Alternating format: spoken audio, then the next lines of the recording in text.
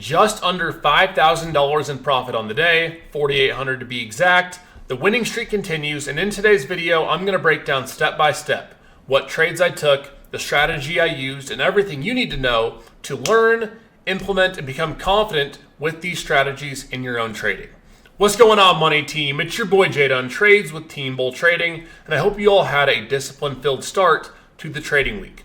We're live and back in action with yet another trading recap where we're going to get you all the education that you need to become a confident trader yourself. So that being said, if you guys do get value from these videos, all I ask is you tap in, hit that subscribe button, hit that like, and tune in to see what's next tomorrow.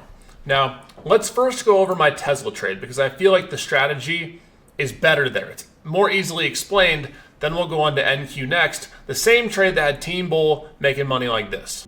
We call that the eval pass, or W's for the chat. You love to see it. You love to see it. People learning, people earning. Free Discord link below.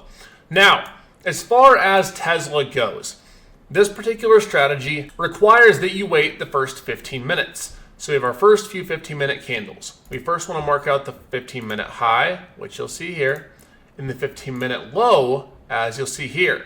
Now, I use 5-minute candles for this. The 5-minute chart is my bread and butter as a trader. I use the 5-minute in confluence with the 1-minute in my 15-minute time frames.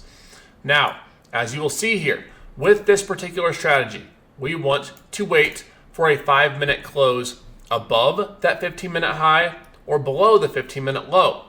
Now, where the 1-minute chart comes into play here is because I want to watch the smaller time frame. Let's move this over here.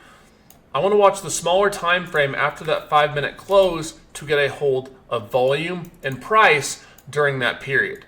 So we see here that we get this aggressive move up in the 5-minute close right here. Right, let's go ahead and mark out our trend lines on this chart as well.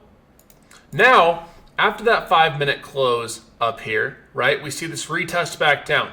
On this retest back down here, this is where I personally add my Tesla long equity position, right?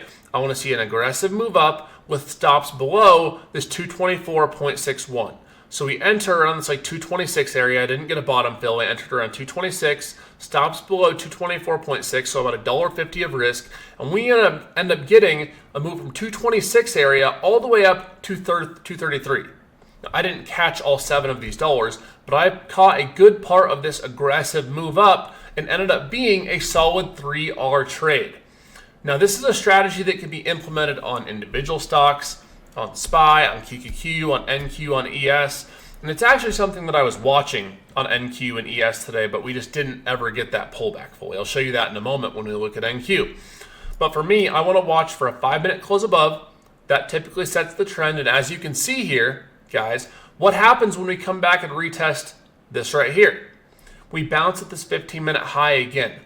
I'm telling you guys, if you can remain patient, if you can remain disciplined, if you can stick to a set system and use the different confirmations, confluences, and edges that I give you on this channel, you're going to have a hell of a lot more success as a trader.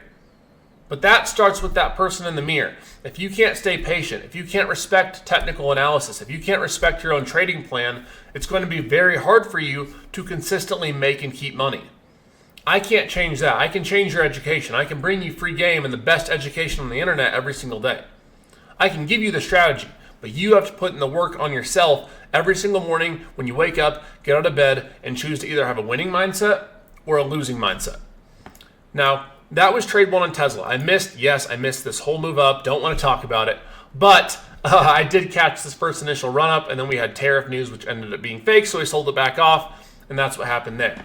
Now let's go ahead here. Let's go back, and let's talk about what happened on NQ for our first trade of the day. Now we can see here, this was rare for me, guys. I typically do not trade the first 15 minutes. It's very rare. However, we saw this aggressive selling to start the day. We had aggressive selling going in from pre-market. So we actually are going to need 2 charts here. Let's go ahead and pull up this 1-minute chart on NQ as well. So we can see here, right? Let's go over, pull this NQ up. Let's pull this over a little. Okay, so we see here on our 1-minute chart on NQ, we have this aggressive selling down, moving back up, and more aggressive selling. Now, as we continue to have these aggressive body sell candles down, and this is rare, I typically do not trade the first 15 minutes. As we pop back up here, right, and we sell this off aggressively, I try a short position in here. Specifically on this pop back up, I try the short up here. I'm planning on stopping it very quickly if we get a pop back up above this 18,840 or 16,840, excuse me.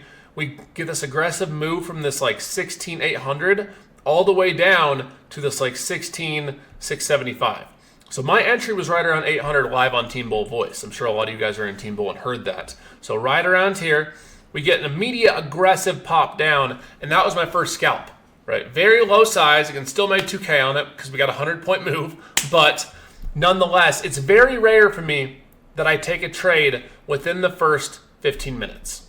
But we looked very, very weak here. We got this aggressive push down, this failure to go higher, this pop up where we could define our risk up here, and we rode this puppy down to first low a day, and then second down to the 672. Obviously, I didn't catch every point of that move, but still nonetheless was an incredible move, incredible job for Team Bull, and a good strategy you guys can use. If you get this lower high here, as long as you guys can define your risk on any trade, if you're using low size, if you can define your risk, you can take as many trades as you like as long as they're A plus and as long as your risk is defined. If your risk isn't defined, I don't want you taking the trade, plain and simple. But if your risk is defined, the setup is A plus in terms of risk reward, I'm okay with you taking the trade. So that being said, make sure you guys keep choosing discipline over dopamine. I'm going to tell you that every single day, right? Your strategy is not the problem. Your discipline is. You can come to this YouTube channel. You can go to my main channel at Jadon Trades and learn strategy every day. I'll preach discipline over dopamine to you.